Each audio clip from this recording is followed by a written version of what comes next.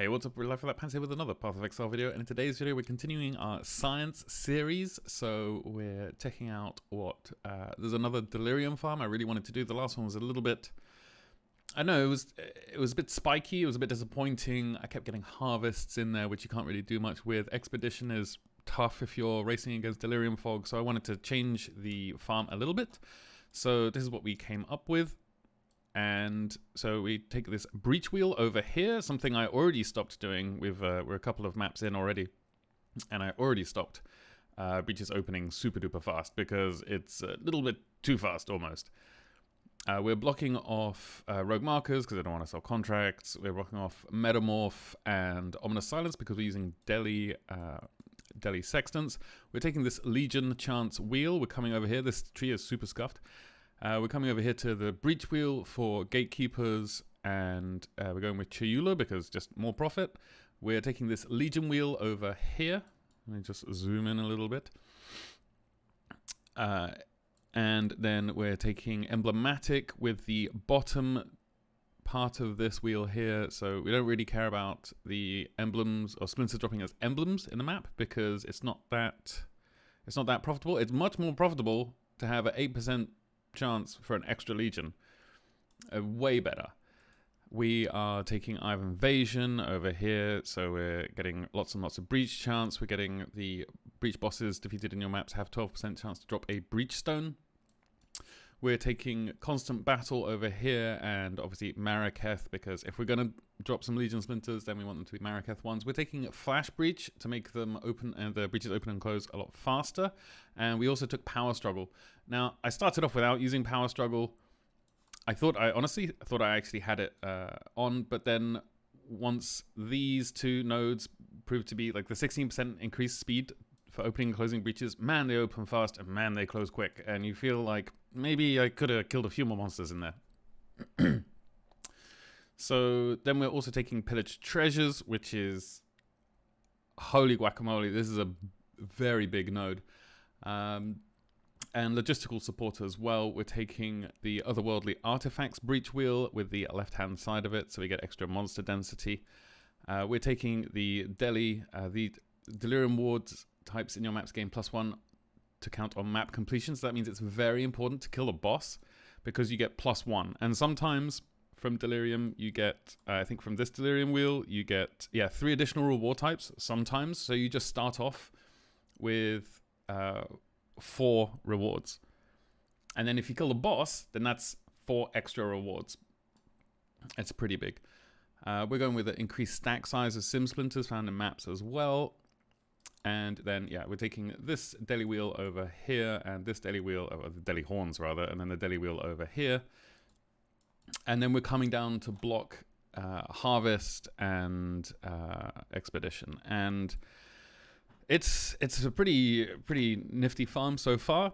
We're using Gilded Legion Scarabs, so we get extra legions, and they'll have war hordes and they'll have generals, which is why we do not take this side of the face-off of the Legion one, because it's just basically extra chance for generals, and we're forcing generals with the Scarabs. We're taking Rusted Ambush Scarabs, so it gives us a bunch of extra pack size. There's lots of, I mean, not pack size, but a bunch of extra packs in the map because there's 3 additional strong boxes. We're taking a Blight Encounter because it's so many mobs in Blight Encounters, and not only does it pause the fog, which is one of the reasons why I didn't like the previous setup, because not everything that we had was pausing the fog. It's actually a little bit sort of relaxing, the Blight Encounters, in comparison to the rest of the map. And you can be a little bit lazy with it. And then Gilded Breach Scarab for area contain 3 more breaches. And then over here for our compasses, obviously we've got Mirror of Delirium. We've got area can contain breaches, which is really, really powerful. An extra Legion encounter. This is probably one of the most expensive parts of this. And then 2 additional strong boxes, and your maps, strong boxes are corrupted and at least rare. So let's take a look at what one of these maps is like. We'll walk through.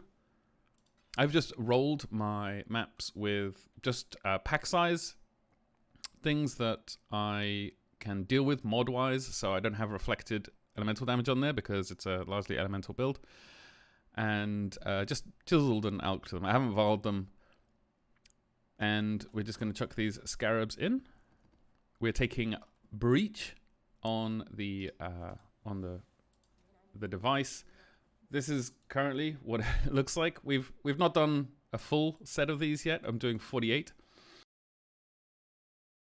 Hey everybody, Life Without Pants here from the future in the edit, and I'm just gonna talk about what's happening here in the background.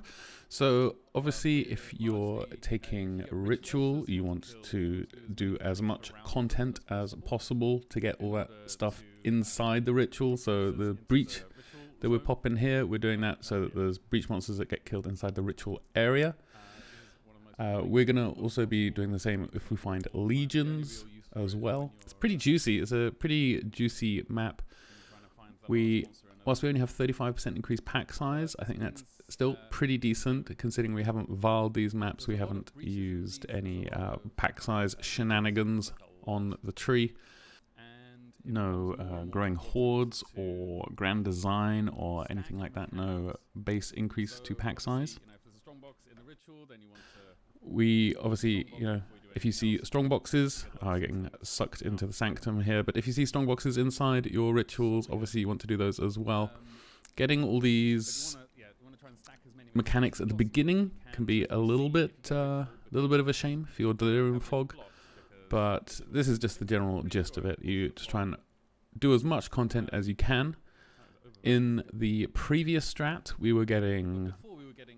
Sometimes we wouldn't even, sometimes we wouldn't even get to kill a boss, which is quite an issue with this strategy because we take the node on the tree, which gives us an extra +1 to each reward that you can see down the bottom left next to the health bar. So each of those gets +1 if we kill the boss. So obviously that's quite important. Here we're gonna kill everything in the breach. There was a breach lord in there as well, and take the next breach because we're stacking all of this stuff inside the ritual. You can see just on the right here. There's a legion as well. When there was a few times where I either accidentally hit legion and breach at the same time, or I was in the middle of a legion and I ran over the breach hand and started it, and well, I definitely lost 1 or 2 maps that way because my computer cannot handle those explosions across 3 screens in Delirium with all the Delirium fog going on. It's a bit much, and if your computer is from the past like mine, then perhaps maybe calm down with that stuff. Maybe a little bit, just take them one at a time. I found that in this farm, compared to the previous one, we were pretty consistently getting to the boss and killing the boss within the time. I think it was, I would say maybe 10% of the time we weren't, maybe 15% of the time we would not get the boss at the same time as the fog had ended.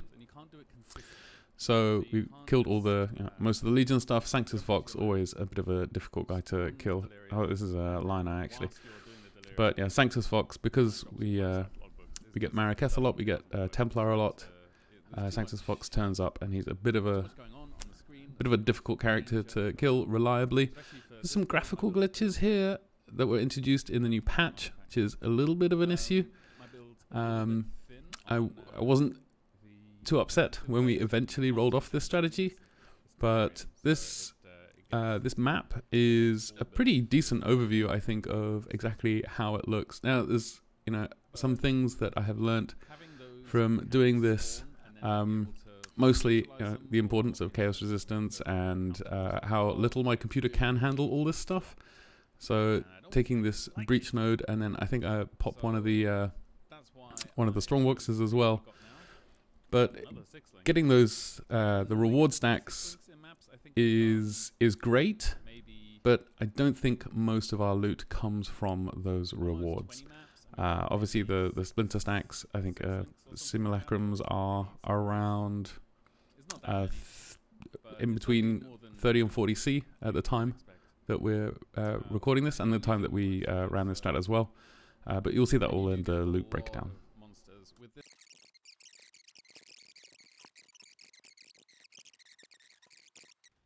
You get to effect to the monsters, and it gives you more time. Oh, dang. Cast on Death Portal. It's a softcore classic. So yeah, I do die occasionally in these maps. I am, after all, the #1 floor inspector for your #2 monitor. But I found... Okay, just suffered a little death there, sadly. It happens. Cast on Death Portal, pretty good for this strat, I gotta say. Now, we take the Cassia here, and you get 20 seconds, which is enough time for a breach. So if you want to boop Cassia and then take your time, maybe with setting stuff up, then that's a really, really good time to do it. Also, because Cassia, once she started, pauses the fog.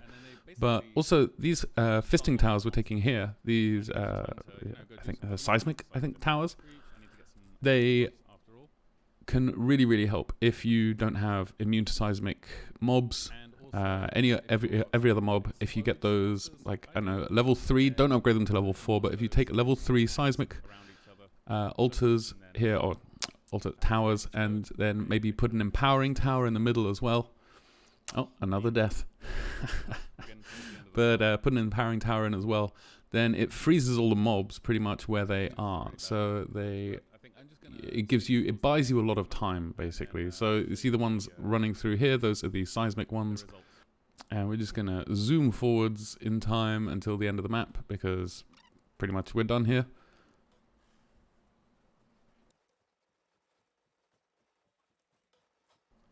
And look at that. We're finished. We killed the boss. As you can see, the rewards booped up by 1, so I went from 8 to 9, and it's a pretty good run. We got 300 splinters. So let's take a look at our loot. Alright, and we're back. This is Life Without Pants from the future. And this is the results. We've got, I've got Excellence next up here. It's around 8,600. This has gone down since we finished. So I finished it last night. We managed to lose 400C overnight. So that's interesting. I'm guessing the price of some things have gone down. The price of some things have gone up. So oh wow, stacked decks are in the toilet. Really? I suppose the price of divines has gone up, so the price of stacked decks in general has gone down.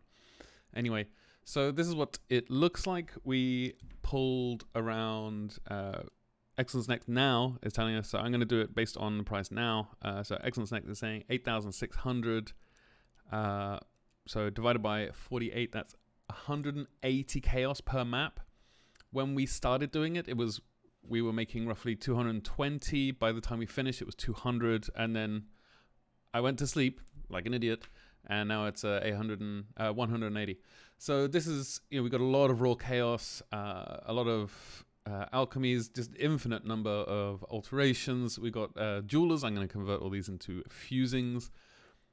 We got a lot of chromes, chances. I think I'm going to take chance off my loot filter. Scours. We've got a couple of annuls. We got 2 Eldritch Veil Chaos Orbs, 9 Exalts. I was going to remove Exalts as a as sort of an outlier, but we got so many of them that I figured it's actually, and we got shards as well, so it seems like it's part of the sort of Legion loot set. So I think it's reasonable to include those. I'm not going to include divines though. When it comes to, then we got a bunch of sextants and chisels and vals and oh my god, so many, and then lots of stacked decks. We got 8 grand Eldritch Embers running 48 maps. This is crazy. I mean, this is proof, if it was needed, that Delirium absolutely messes up your altars. There are 64 points in a map where something can spawn, and if there's Delirium stuff in the way, then it means that the Eldritch mobs and altars will not spawn there instead. So we've got 19 greater Eldritch Embers and then 37 lesser ones. We got, I think it was 48 strands, perhaps, or was it less? I know it was 40 strands. We also got 40 Crimson Temples, which is odd. I mean, my Atlas is all strand apart from 1 Crimson Temple, and yet we got the same number of both maps, which I find pretty interesting. We got a lot of T16, T14, 15 maps. We got some unique ones as well. We got a couple of Maze of the Minotaur and Shaper and Elder Guardian maps. We got 37, I think it was, sims. Oh, 42 simulacrums. They're real cheap right now as well. I think 35C, so 7 for a divine. It's a lot. 42 sims. Basically, we were pulling out. We were almost getting 300 splinters almost every map, so that was really, really good. Obviously, we got invitations because we're running Exarch. We got quite a few Delirium orbs, some bubblegum currencies, essences, that kind of stuff. Then we got a bunch of emblems, and we got a decently high number of Maraketh ones because we took on the tree. We took this node over here. Legion encounters in your maps have 55% chance to include a Maraketh army. So we had to fight the dinosaur lady quite a lot. We got a bunch of Scarabs because Legion dropped Scarabs. So much Breach stuff. I think 17, Chayula Breach Stones. Let's just search for Chayula. 17 Chayula Breach Stones. Wow, 92% less profitable. I think really 1.4 C? I don't believe. I think maybe the data's a little bit wrong here. 1.5 chaos? They're 15 C. Okay, so maybe that's where our missing 400 chaos has gone. 17 or 15. Yeah, something like that. Anyway, we also got medium cluster, like a bunch of clusters. Obviously, I had it to only pull out only highlight the best ones. So these are basically all 8 passive clusters. If there was a 12 minion, we would get that as well. But then these are all just 4 on 5 passives. We got a lot of Crimson Jewels, a lot of Viridian Jewels, and a lot of Cobalt Jewels. But that is nothing in comparison to the amount of Breach Rings we got. So these, if you don't know, there's a vendor recipe similar to the not Venter's Gamble, the Lore Weave one, where you do 60 unique rings and you get a Lore Weave out. This, you do 60 unique rings and you get a Grasping Mail out. And the Grasping Mail has of Chayula or of Esh, has a Breach Lord mod on it. And some of those can be really, really good, and some of them are terrible. And then it's a gamble whether you're going to get them or not. So I'm not sure if I'm gonna gamble these. Maybe we'll make a gamble video. Maybe we'll just not do that. I'm not sure if I want to sell the lottery tickets I find on the floor or turn them in, because you only get to check once. So yeah, that's all the currency. We got a lot of 6 links. We got more 6 links too. We got a lot of 6 links. And then I think there was Incubators. We got a lot of Incubators. I did not include the Incubators in the prices. I did not include the 6 links in the prices. I think actually, if you included the Incubators in the prices, you'd be looking more towards a divine per map. Honestly, it was absolutely crazy. The amount of Incubators you get out, and I think the ornate ones are like 3C each, and the Geomancers ones, these are in bulk. I think these are 5C, something like that, 3C. Other notable drops that we got, so basically all these things. So we got 5 raw divines, so that's almost 1 every 10 maps. Basically, we would drop a divine orb. That's pretty good. We got 2 Skin of the Loyals, and they're not like amazing socket colors. This one's pretty close to being great for my build, but I'm not sure if we're going to gamble these or sell them. I think we should probably gamble them. We should probably double corrupt them. We got 2 sets of cards that I'll get a Skin of the Lords. So those could be interesting as well. I think we're definitely going to gamble on those. And then we got 2 memories. The Harvest one I think is 1.7 divines, and this one is like 5C. Yeah, so I'm definitely going to actually try the Kirac's Memory of the Pantheon, because it's interesting new content for me. We got a Void Battery. We got 2 Patience. We got 2 of these Darker Half cards, which are like 30C, and we found an Empower as well. So it went. It was pretty good. We got a semi-decent amulet drop. But that was about it as far as the notable drops go. I don't think I would do this again. I mean, I will. I say that now. I'm going to do it again. I'm going to do it again for the science because I think it's very, very important that we figure out how profitable certain strategies are.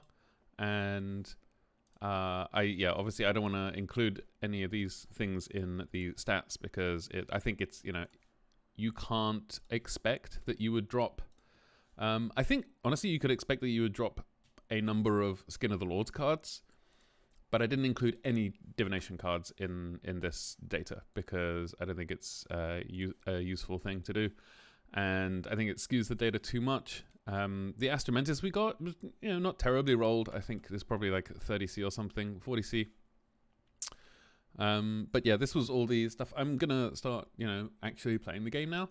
And I'm going to use all of these incubators. I definitely would, if you still have them on your loot filter, I would definitely remove these enchanted ones. Just because I've got so many of them. I took lab enchants off my loot filter as well, because I needed four quad tabs just for putting this stuff in. The other notable drops we got 2 red dreams as well. These are the Chayula ones. Let me just boop. So 2 of these, and you transform these with a Blessing of Chayula. So I think it was super interesting. I really enjoyed this, and I think with let's see, was it 15 times 17 is 255. No, what? 15 times 17. Yeah. So it was around, let's say, 180 chaos per map. I think, I'm not sure why these are 1.5C.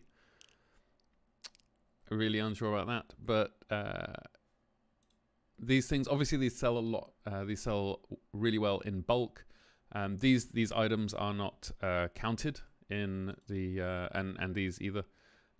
These don't contribute. But these unmirrored, uncorrupted Crimson Jewels, I found out, go for 3 chaos each in bulk on Forbidden Trove, and I'm guessing that's because people want to corrupt them for a chance at Rain of Splinters. So maybe we should do that instead, or maybe we should sell them. I really don't know. Anyway, that's it for me. I actually had a good time. Like, even though it was really, really grindy, it is a game from Grinding Gear Games, so I should expect that. But even though it is really grindy, I had a really great time. We had a great time on stream as well, and some interesting drops. So I think really, really fun to do. And if you're going to juice your maps, we put in, I think it's 45 chaos per map, and we're pulling out 180C. It's still, it's really, really good money. It's like 130C or 135C per map that you get out. So that's a half a divine. So for 2 maps, it's 1 divine back. It's really insane. And maybe, stay tuned for some interesting sorting outtakes from last night. But yeah, that's it from me. I hope you're kind to everyone you meet. I love you all very much. And this is me, your number 1 floor inspector for your number 2 monitor, signing off. Cheers.